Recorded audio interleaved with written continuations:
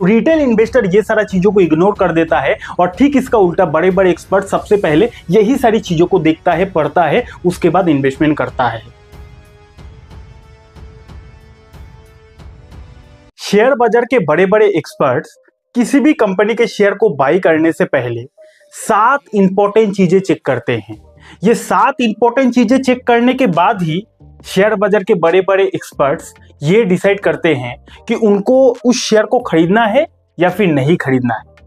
तो अगर आप भी शेयर बाजार में बड़ा पैसा बनाना चाहते हो ना, तो आपको भी किसी भी कंपनी के शेयर को बाई करने से पहले ये 7 इंपॉर्टेंट चीजों को जरूर चेक करना चाहिए, ठीक है ना। तो वीडियो को एंड तक जरूर देखिएगा। हम लोग आज की वीडियो में वही 7 इंपॉर्टेंट पैरामीटर्स के बारे में डिटेल में जानने वाले हैं और फंडामेंटल एनालिसिस का काफी डीप नॉलेज आपको इस वीडियो में मिलने वाला है। तो चलिए करते हैं वीडियो की शुरुआत। सबसे पहला पैरामीटर होता है इंटरेस्ट कवरेज रेशियो। शेयर बाजार के बड़े बड़े एक्सपर्ट्स किसी भी कंपनी में पैसा लगाने से पहले इस रेशियो को जरूर चेक करता है। आपको भी शेयर बाजार में किसी भी कंपनी के शेयर को खरीदने से पहले इस रेशियो को जरूर चेक करना चाहिए। तो आखिर क्या मतलब होता है इंटरेस्ट कवरेज रेशियो का? देखिए, मान के चलते हैं अगर मैं आपसे एक सवाल पूछूं कि कोई भी कंपनी अगर बैंक से लोन ले रही है तो क्या उस कंपनी के लिए वो लोन अच्छा है या फिर बुरा है? अगर मैं आपसे ये सवाल पूछूं तो आपका आंसर क्या रहेगा? आप तो यही बोलोगे कि अगर कोई कंपनी बैंक से लोन ले रही है, उधार ले रही है, तो ये तो उस कंपनी के लिए खराब ही है। लेकिन सेम यही सवाल अगर आप शेयर बाजार के किसी एक्सपर्ट से जाके पूछोगे ना, तो वो एक्सपर्ट का आंसर थोड़ा सा डिफरेंट रहेगा। वो एक्सपर्ट पहले उस कंपनी का इंटरेस्ट कवरेज रेशियो को देखेगा, उसके बाद वो डिसाइड करेगा कि क्या उस कंपनी के लिए वो लोन अच्छा है या फिर खराब है। क्योंकि ये जो इंटरेस्ट कवरेज रेशियो है, ये बताता है कि कोई भी कंपनी ने जो लोन लिया है, वो लोन उस कंपनी के लिए अच्छा है या फिर बुरा है। मान के चलते हैं कोई एक कंपनी है जिस कंपनी ने बैंकों से उधार लिया है। अब अगर वो उधार को वो कंपनी चुका पाएगी, तब तो उस कंपनी के लिए वो लोन अच्छा है, क्योंकि वो कंपनी उस उधार को चुका पाएगी। लेकिन अगर कोई कंपनी है जो कंपनी ने बैंकों से उधार तो लिया है, लेकिन उस उधार को वो कंपनी चुका ही नहीं पाएगी, तो इस कंडीशन में वो कंपनी के लिए वो जो लोन है वो बैड लोन है। वो लोन उस कंपनी को डुबा सकती है। समझ गए ना? तो कुल मिलाकर बात यह है कि कोई भी कंपनी ने अगर लोन लिया है तो वो कंपनी उस लोन को चुका पाएगी या फिर नहीं चुका पाएगी, इसको पता करने के लिए ही इंटरेस्ट कवरेज रेशियो को बनाया गया है। यहाँ पे आप देख सकते हो, इंटरेस्ट कवरेज रेशियो एक फाइनेंशियल रेशियो होता है जो बताता है कि कंपनी अपने लोन का इंटरेस्ट को कितनी आसानी से पे कर सकती है। यानी कि इस रेशियो को इसीलिए बनाया गया है ताकि आप इस रेशियो को देखकर आप ये पता लगा सकते हो कि कोई भी कंपनी अपने इंटरेस्ट को, जो लोन लिया है, उस इंटरेस्ट को कितनी आसानी से पे कर सकती है। अगर कंपनी अपने लोन को चुका ही नहीं पाएगी तो आज नहीं तो कल वो कंपनी का डूबना तय है। इसीलिए इस रेशियो को बड़े बड़े एक्सपर्ट्स जरूर फॉलो करते हैं। अब इंटरेस्ट कवरेज रेशियो का फॉर्मूला होता है, कंपनी का एबिट के साथ इंटरेस्ट एक्सपेंस को डिवाइड किया जाता है, तो उसके बाद जो नंबर निकलता है उसी नंबर को बोला जाता है इंटरेस्ट कवरेज रेशियो। समझ गए ना? उसके बाद यहां पे आपके अंदर ये सवाल आएगा कि ये इंटरेस्ट कवरेज रेशियो कितना होना अच्छा है, कितना होना खराब है। तो यहां पे आप देख सकते हो, ये रेशियो 1 से कम होना डेंजर माना जाता है। 2 से 3 के बीच अगर है तो उसको ठीक ठाक यानी कि एवरेज माना जाता है। और अगर किसी कंपनी का इंटरेस्ट कवरेज रेशियो 5 से ज्यादा है तो उसको स्ट्रॉन्ग कंपनी माना जाता है, ठीक है ना।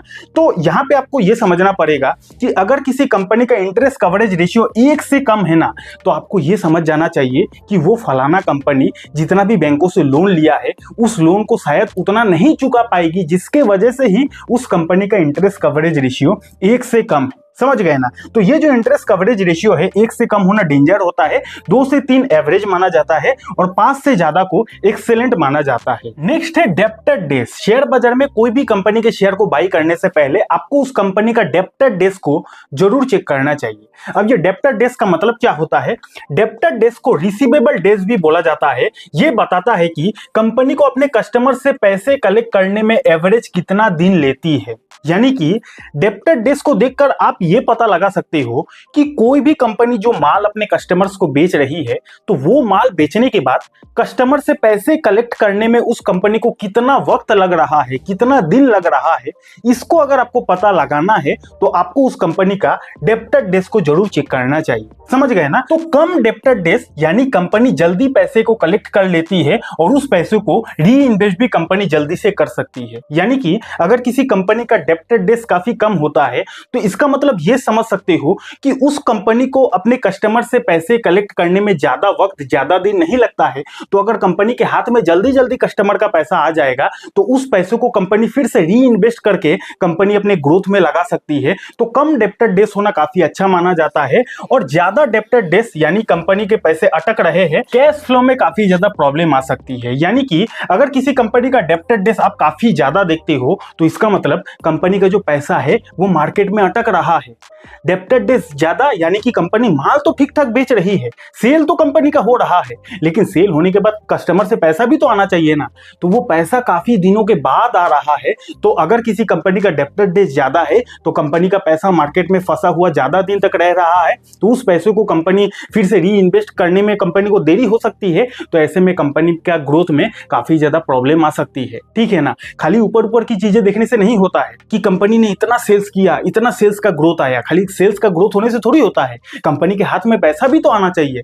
तो पैसा आया नहीं आया ये जानने के लिए ही तो एक्सपर्ट लोग डेप्टर डेज को देखता है। समझ गए ना। तो डेप्टर डेज को कॉम्पिटिटर के साथ भी कंपेयर करना चाहिए। यानी कि ये जो डेप्टर डेज है, आपके दिमाग में ये सवाल आया होगा कि सर ये डेप्टर डेज कितना होना अच्छा होता है। तो ये इंडस्ट्री टू इंडस्ट्री डिपेंड करता है। ये आपको उस कंपनी का बाकी जो कॉम्पिटिटर है उन कॉम्पिटिटर के साथ उस पर्टिकुलर कंपनी का डेप्टर डेज को कंपेयर करना चाहिए। एग्जांपल दे रहा हूं, अगर आप कोई पेंट वाला कंपनी को स्टडी कर रहे हो, फंडामेंटल देख रहे हो, तो आपको उस पेंट वाला कंपनी का जो बाकी कॉम्पिटिटर है उस बाकी कॉम्पिटिटर का डेप्टर डेज को देखना है कि बाकी कॉम्पिटिटर का डेप्टर डेज कितना है और आप जो कंपनी को स्टडी कर रहे हो उस कंपनी का डेप्टर डेज कितना है। तो ये कॉम्पिटिटर का जब आप डेप्टर डेज को देखोगे तब आपको अनुमान मिल जाएगा कि आप जो कंपनी को स्टडी कर रहे हो वो कंपनी बेटर है या फिर वो कंपनी गलत है। नेक्स्ट है ऑपरेटिंग मार्जिन एक्सपेंशन। अब ऑपरेटिंग मार्जिन एक्सपेंशन का मतलब क्या होता है, यहाँ पे आप देख सकते हो। ऑपरेटिंग मार्जिन एक्सपेंशन का मतलब होता है कंपनी का प्रॉफिट जो है, प्रॉफिट मार्जिन जो है वो टाइम के साथ कितना इंप्रूव हो रहा है। यानी कि कोई भी कंपनी का सेल करने के बाद जो कंपनी का ऑपरेटिंग मार्जिन होता है वो ऑपरेटिंग मार्जिन कितना इंप्रूव हो रहा है, उसी को बोला जाता है कंपनी का operating margin expansion. For example मान के चलते हैं कोई ए नाम का कंपनी है, इस ए नाम का कंपनी ने सेल किया मान के चलते हैं 100 रुपया का, और सेल करने के लिए कंपनी को खर्चा करना पड़ा था कंपनी का, यानी कि एक्सपेंसेस हुआ था 80 रुपया का। तो कंपनी ने सेल किया 100 रुपया का और उस सेल को करने के लिए कंपनी का खर्चा हुआ 80 रुपया का। अब जो हाथ में 20 रुपया बचाना, यही 20 रुपये को बोला जाता है ऑपरेटिंग प्रॉफिट मार्जिन। तो कुल मिलाकर बड़े बड़े एक्सपर्ट क्या देखते हैं कि ये जो ओपीएम है, इस ओपीएम में ग्रोथ हो रहा है कि नहीं ये देखते हैं। अब जैसे कि कंपनी ने सेल तो किया 100 रुपया का, लेकिन 100 रुपया का सेल करने के बाद कंपनी के हाथ में आया 20 रुपया ओनली। तो 20 रुपया अगर ओनली आया तो ये जो 20 हो गया, ये 20% कंपनी का ओपीएम रहेगा। तो किसी भी कंपनी को आगे बढ़ने के लिए कंपनी का जो ओपीएम का परसेंटेज है उसमें ग्रोथ होना चाहिए, और उसी को बोला जाता है ऑपरेटिंग मार्जिन एक्सपेंशन। ठीक है ना। तो कंपनी का जितना ज्यादा मार्जिन बढ़ेगा उतना ज्यादा कंपनी का नेट प्रॉफिट बढ़ता है, और जितना ज्यादा नेट प्रॉफिट बढ़ेगा उतना ज्यादा कंपनी का शेयर भागता है। तो इसीलिए बड़े बड़े एक्सपर्ट हमेशा ओपीएम को देखता है कि ओपीएम में ग्रोथ हो रहा है कि नहीं। अब ओपीएम में ग्रोथ तभी होता है जब कंपनी अपने एक्सपेंसेस को कंट्रोल करे। जितना ज्यादा कंपनी अपने एक्सपेंसेस को, अपने खर्चे को कंट्रोल में रखेगी उतना ज्यादा कंपनी का ओपीएम बढ़ेगा, और ओपीएम बढ़ने से ही किसी भी कंपनी का रियल ग्रोथ होती है। समझ गए ना। उसके बाद यहाँ पे आप देख सकते हो ये गुड साइन इसीलिए है, यानी कि operating margin expansion good sign इसीलिए है क्योंकि इससे ये पता चलता है कि कंपनी कितना एफिशिएंटली काम कर रही है, कॉस्ट कंट्रोल में है, यानी कि कंपनी का जो खर्चा है वो कंट्रोल में है, बिजनेस स्ट्रांग हो रहा है, यानी कि किसी भी कंपनी का ओपीएम का परसेंटेज बढ़ना यानी कि उस कंपनी का बिजनेस स्ट्रांग हो रहा है, ऐसा माना जाता है। फ्यूचर प्रॉफिट्स फास्ट ग्रो हो सकती है, यानी कि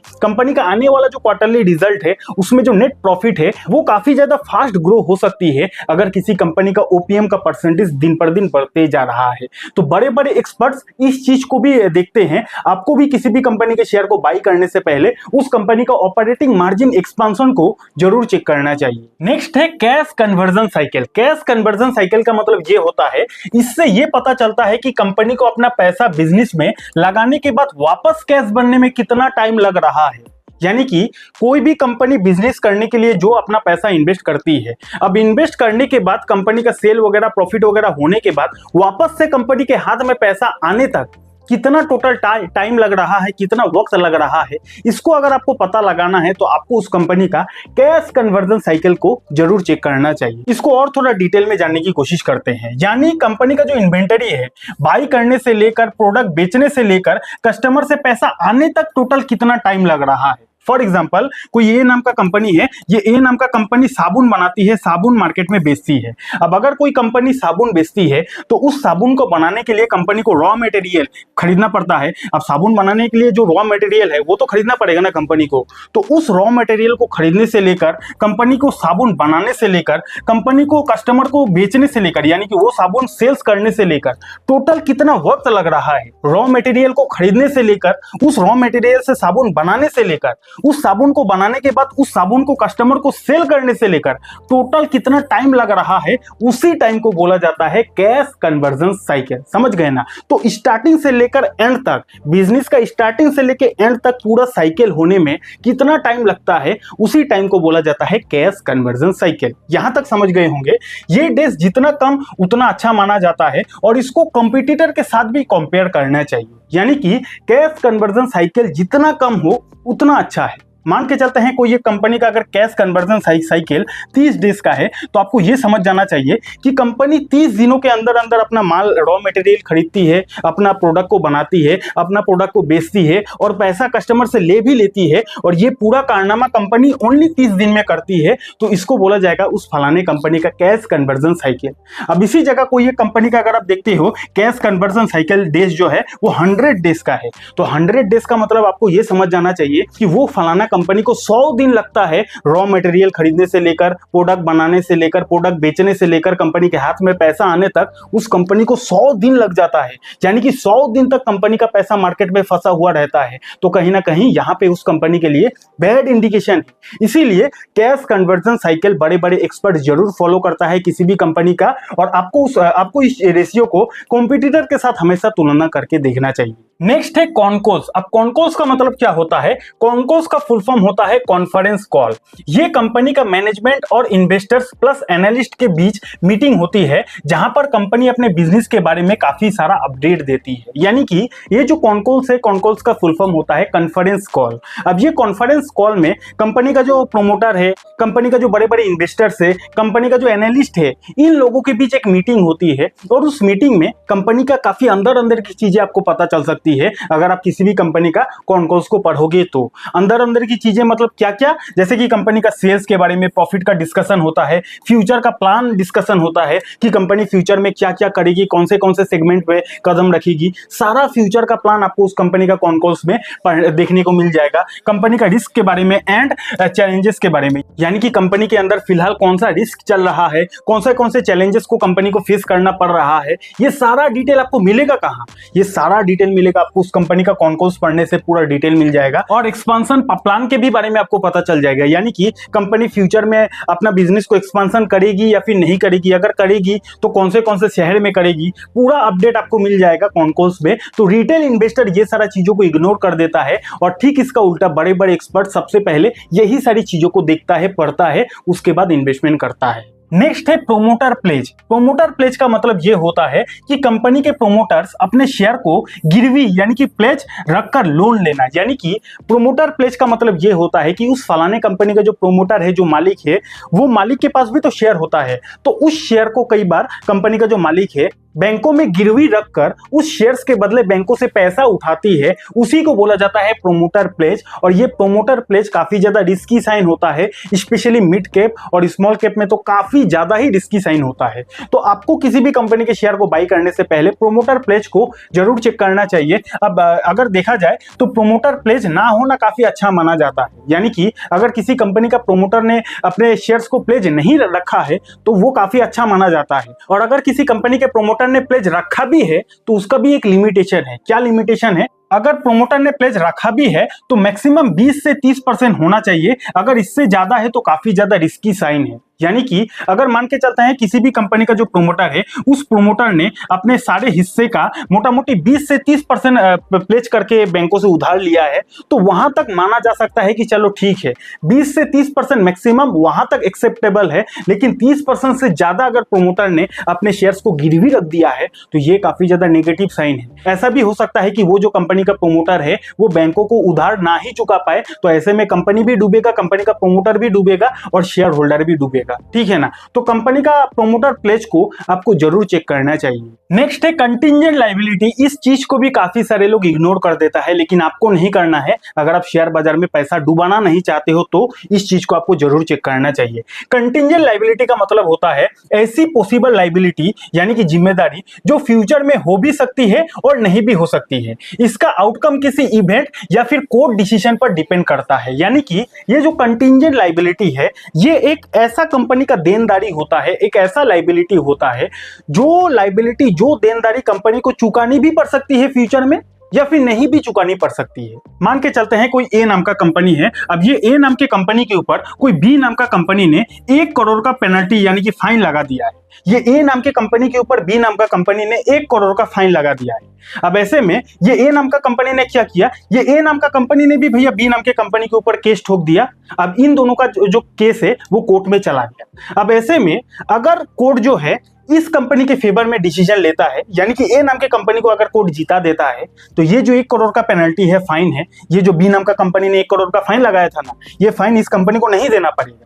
लेकिन अगर कहानी उल्टा हो जाता है, अगर ये ए नाम का कंपनी कोर्ट में अपना केस हार जाती है, तो ऐसे में तो इस कंपनी को 1 करोड़ का फाइन इस कंपनी को देना पड़ेगा, है ना?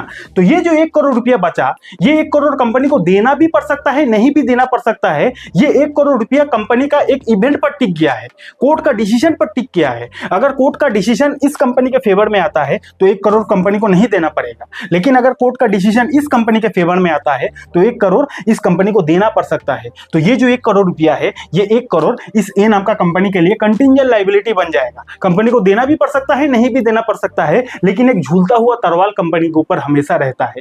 तो इसी चीज को, इसी लायबिलिटी को आपको शेयर बाजार में किसी भी कंपनी के शेयर को बाई करने से पहले जरूर चेक करना चाहिए। ये ना होना अच्छा होता है, और अगर है भी तो जितना कम उतना अच्छा, और इसको कंपनी के मार्केट कैप के साथ भी जरूर कंपेयर करना चाहिए। यानी कि ये जो कंटिंजेंट लायबिलिटी है, ये किसी भी कंपनी का अगर नहीं है तो अच्छा माना जाता है, और अगर किसी कंपनी के ऊपर कंटिंजेंट लायबिलिटी है भी तो उस कंपनी का आपको मार्केट कैप के साथ तुलना करना है। फॉर एग्जांपल कोई ये नाम का कंपनी है, अब इस कंपनी का जो मार्केट कैप है, मार्केट कैप आप चेक करते हो कि इस फलाने कंपनी का मार्केट कैप भैया 1 लाख करोड़ का है, इस फलाने कंपनी का जो मार्केट कैप है 1 लाख करोड़ का है, और इस फलाने कंपनी का जो कंटिंजेंट लायबिलिटी है वो आपने देखा कि भैया मात्र 10 करोड़ का है। अब यहाँ पे आप ध्यान से समझो, कंपनी का टोटल साइज है 1 लाख करोड़ का, और कंपनी के ऊपर कंटिंजेंट लायबिलिटी है सिर्फ 10 करोड़ का। तो अगर इस केस में अगर ये फलाना कंपनी केस हार भी जाती है, फिर भी कंपनी को कितना देना पड़ेगा, 10 करोड़ रुपया देना पड़ेगा। लेकिन कंपनी का साइज है 1 लाख करोड़ रुपया, तो इतना बड़ा कंपनी के लिए इतना छोटा रकम कोई मायने नहीं रखता है। तो इसीलिए अगर कंटिंजेंट लायबिलिटी आप किसी कंपनी के ऊपर देखते भी हो तो वो अमाउंट देखना है कि वो अमाउंट उस कंपनी के लिए सही है या फिर गलत है। अगर इतना बड़ा कंपनी के लिए छोटा सा कंटिंजेंट लायबिलिटी है तो उसको इग्नोर करना ही अच्छा माना जाता है। लेकिन अगर कंपनी के साइज के हिसाब से कंटिंजेंट लायबिलिटी काफी ज्यादा है तो ऐसे में वो कंपनी कभी भी डूब सकती है, कभी भी शेयर होल्डर को बर्बाद कर सकती है। यहां तक समझ गए ना? तो आई होप मैंने पूरा कोशिश किया है कि फंडामेंटल एनालिसिस का डीप नॉलेज आपको इस वीडियो के दौरान दे सकूं। अगर आपको यह सीखना है कि शेयर बाजार में कैसे स्मॉल कैप स्टॉक्स को खोजा जाता है, बेस्ट क्वालिटी के स्मॉल कैप स्टॉक्स को अगर आपको खोजने का तरीका जानना है, तो उसके लिए आप यहां पे क्लिक करके इस वीडियो को देख सकते हो। डीमेट अकाउंट नहीं है, डीमेट अकाउंट का लिंक आपको हमारे वीडियो के डिस्क्रिप्शन पर मिल जाएगा। बहुत बहुत धन्यवाद।